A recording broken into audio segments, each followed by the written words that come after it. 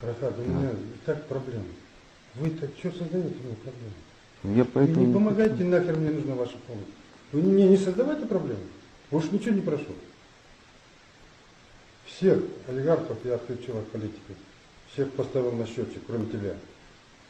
Я могу сделать, ты знаешь. Все что угодно. Ну, давай по-свойски, по-родственному сделаем. На этом все держится. Все остальное там, то, что там партия, средства массовой информации, полная херня. Ну, будем продавать. Ты сам знаешь же. Но я не собираюсь уходить. И даже в 2012 году вот кому я отдам власть. Уйдите из политики. Когда придет час X, придете в политику. Сейчас уйдите в политику. Сухомберлина выбил я, этого выбил, всех выбил. Все у меня они на счетчике сидят.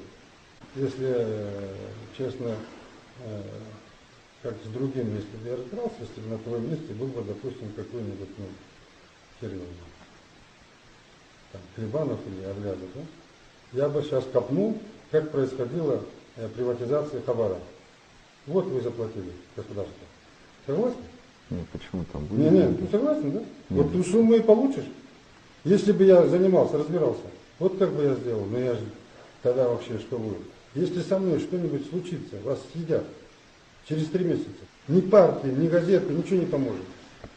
Да, ты это понимаешь? Ну, конечно. Вы меня в чем-то можете, Значит, подозревать подожди, или еще что-то. как отец и как Да. президент страны, я тебе даю отцовский совет. Вот от этого зависит дальше наши отношения. Первое. Значит, объединим партии в этом году, создадим одну мощную партию, и там все будем. Я, и ты, и даже